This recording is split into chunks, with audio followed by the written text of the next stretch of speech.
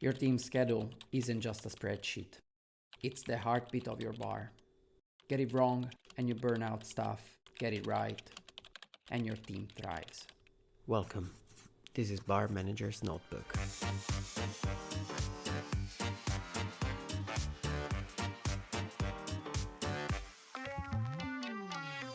Welcome back to a new episode. Today we're going to be talking about scheduling, labor, and leadership on the floor. Remember, a bad schedule can sink morale faster than a bad night. Instead, a good schedule can help make an average night become an easier one. But let's dive in right away. The first important thing about making the schedule, it's your philosophy behind it. You have to be clear and transparent. It has to be clear the method. When are you going to post it, for example? Are you going to post consistently every Tuesday, every Wednesday, every Thursday, whatever it could be, right? But it has to be clear and the staff needs to know so that they can also organize their life. But it's also for you to make sure that you're going to give yourself some timeline. Also, very important, everybody have to be aware on how do they swap their shift, or how does it work if I want to go on vacation? Is there a form? Is there something I need to fill up, for example? All this is also connected on what system are you going to use. Are you going to be using one of the systems that we mentioned last time? Are you doing everything still manually? All those things are very, very important to be clarified right at the beginning so that your staff and yourself as well, for everybody are aware on what the process, which one is the philosophy, how does it work. Remember, fair doesn't mean equal. Fair means being consistent and explained as well so that everybody knows it. Building a schedule, it's not as easy and straightforward as it might seem. And that's because we have to deal with other people that have needs and lives. Also, we have to cover our business, so we have a huge amount of hours that we need to cover. So the first thing I would definitely encourage you to do is to define how many roles or what type of roles you're gonna need, what type of shift you have to cover. Do you have an opening, a mid, and a closer? Do you open just, for example, in the evening? So maybe you need a mid and a closer. So that's the first thing that you have to define. Not only that, you have to look into every single individual that you have into your team and understand their availability of hours. Obviously, if they're out for their week, if they're primarily they can work in the morning, or if you hire them just in the evening and things like that. Definitely that one is an extremely important part of our job. So there's already a lot of things, as you can see, that they keep moving and shifting. Another thing is, are you going to use a software or are you going to use a manual system? Extremely important. Little tip, if you need a scheduling template, please do drop me a comment below. More than happy to share it with you. But if you have followed the season until now, you know that we've been talking about scheduling app, and if you use any of those systems, that already help because it will help you the philosophy part for swapping or shift that might change, or someone dropping a shift and someone else picking it up. So those, they're very helpful. Obviously, in my opinion, software help because it will, as we said before, integrate with other systems. But we'll touch on that in a second. Also, you need to keep in consideration your forecast and your POS, so point of sales revenue, so that you have an idea. Removing for a second the integration of potential forecasts that come from the sales. Let's say that you know that every Saturday you are busy and then you're gonna have an enormous amount of coverage, then you might need more coverage. So you need to be bulking up on those days maybe, which means removing someone from other days in order to fulfill the needs of the business in this case. On top of that, you have to also consider the skill set of the people that work with you. How can you use them at best? Can you pair them with someone into their section? Are you having the best team on this specific night? Do you want to test someone from a morning maybe to evening and maybe put them on a lighter shift so that you can see how they're going to behave and how they're going to interact and how they're going to sell and things like that, or maybe you want them to shadow someone and those are the best day. So there is a lot of things to keep in consideration. What do I mean by managing personalities and energy level? Let me explain that to you. Each individual in your team most likely has a different set of skill set, and not just in terms of like what they know or what they don't know, but just onto their natural style. So are they introvert? Are they extrovert? Are they high energy? Are they low energy?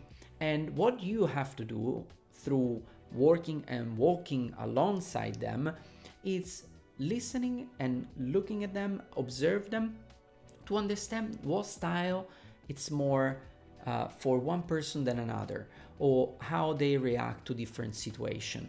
Why it's important? It's because you have to match those energy level also with the flow of your service.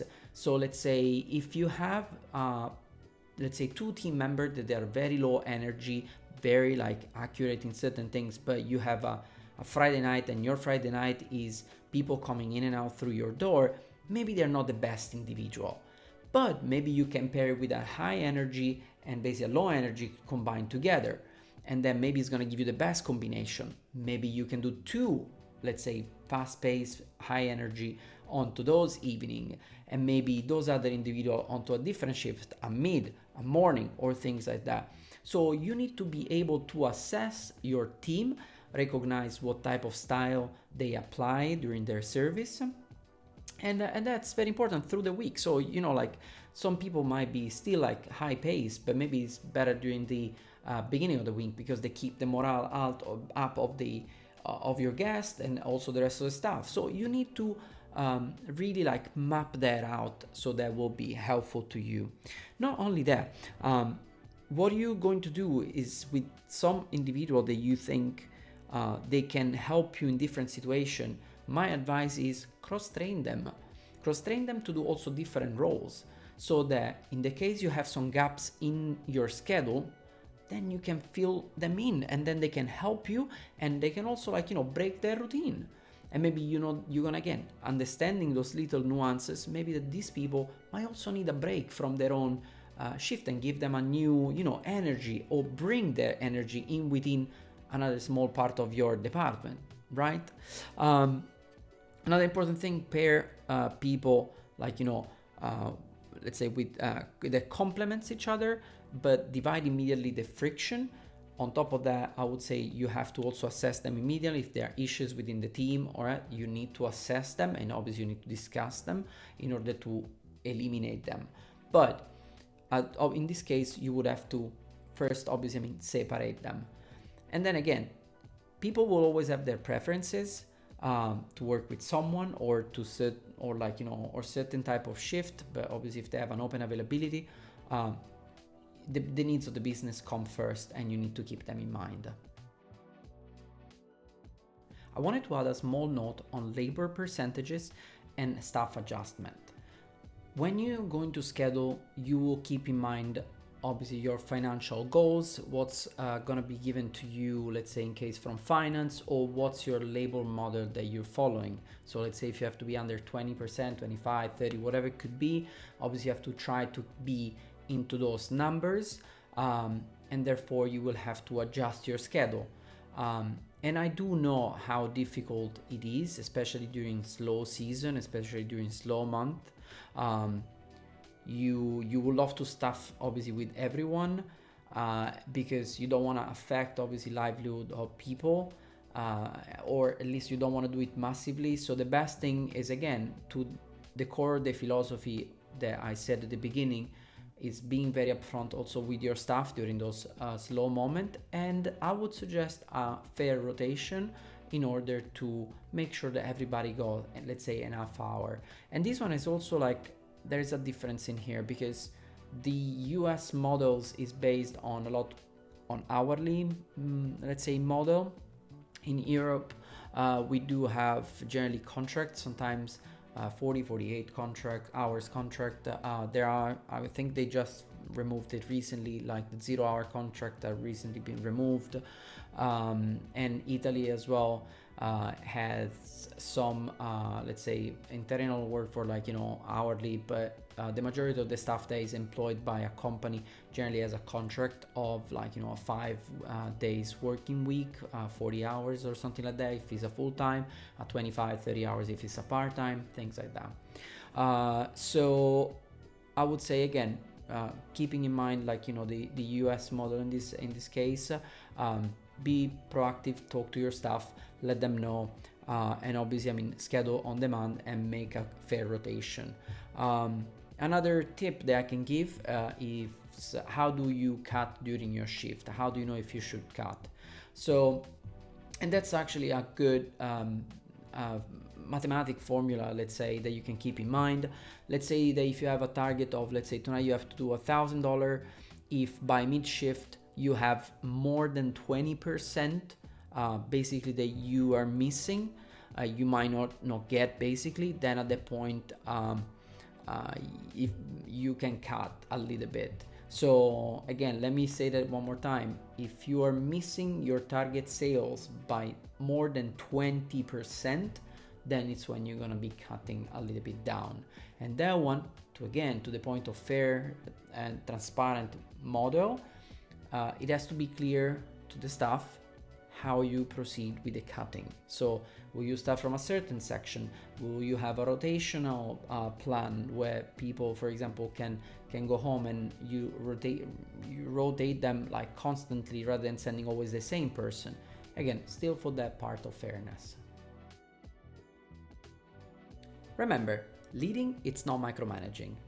So which one are the best practices that you could use to be present with your staff but not micromanage them? Well, let's start with, for example, walking the floor. You're gonna be walking alongside them. Make your loop. So create your loop. I had a fantastic manager I mentioned last time that used to do basically like almost every single table. Like, you know, he was stopping by the bar, touching the bar, like looking at the bartender, like, you guys good? Is everything okay? Yes. Is there anything you need? No. And he would move on. Then he would walk through the space, and he would kind of like almost touching every single table, not physically or not like literally staring at them. He would just walk, looking at the table. That one is drinking, that one is having food, that one is having other drinks, that one is almost done, that one is almost done. And he would walk the floor like this all the time into this loop basically. So door, tables, and then he would go bar, and then the pass, and then he would go again, and then the back of the house, and then go back, and then to go the other room. For example, we used to have 2 different rooms, but I think that gives you a little bit an idea. On top of that, you walk with the intent. You wanna, as I said, he was looking at everything. You need to observe, you need to listen, you need to guide in case you see that some of your team member might have some complication in a conversation, so you might observe a little bit from far. You can be present, but you can feel like, you know, your presence around it. And how do you interject sometimes into table, or if you see that there's a complicated situation? That also, like, it's a very important part. You have to recognize the different situation. Well, there's always a nice way, obviously, to go about it. Maybe like, you know, just moving slightly on the right or the left of the server, or like if you see something happening on a table, like, you know, just kindly getting into their space, like, because every time you're gonna go close to a table, it's like you entering their safe space. So when you enter a little bit, you do it with graciousness.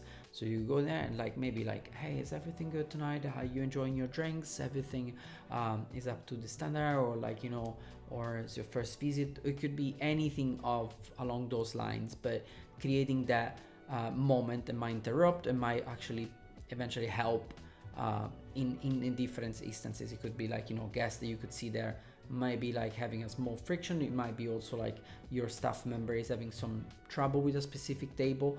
Which brings me to the next point.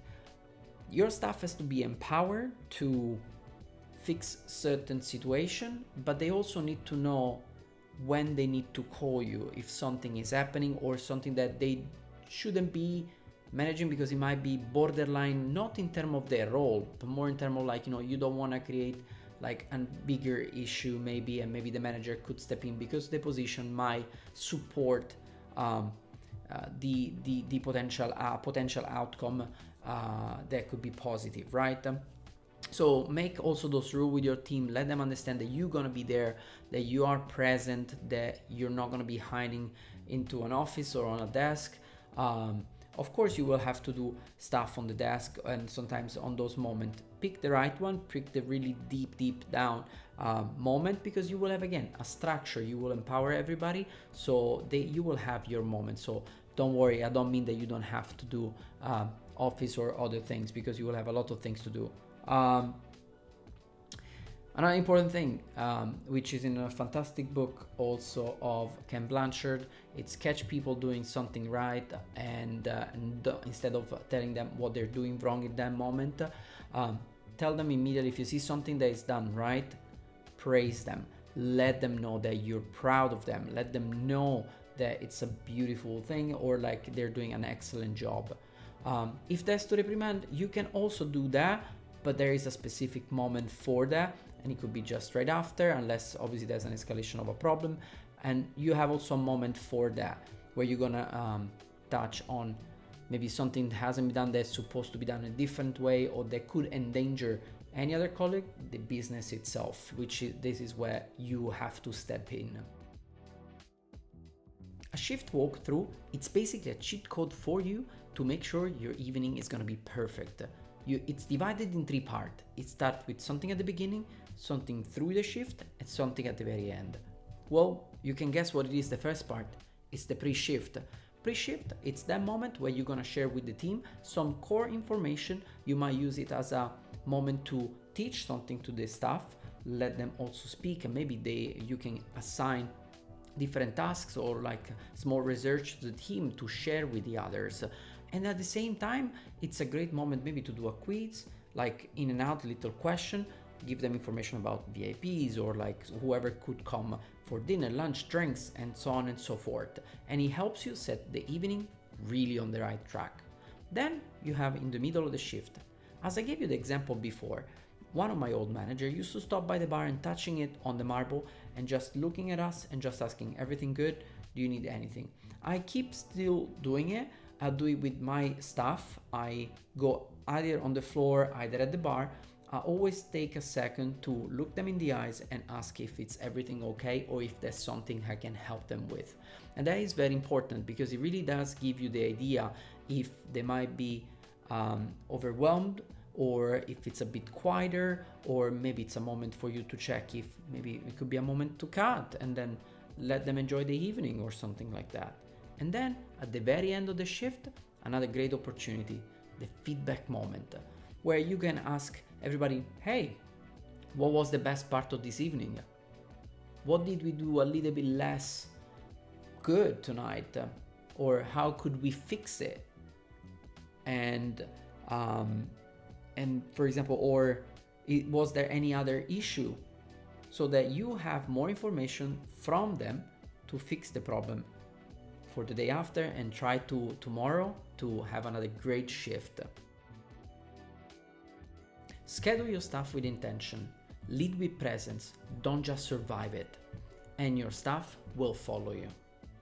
If you enjoyed this episode, as always, please press like, subscribe, share it with your friends, and most importantly, drop me a comment below and let me know if you had any issues with scheduling, labor, or leading the floor. And if you overcome those problems, then let me also know how you've done it and how you turned it around. See you in the next episode.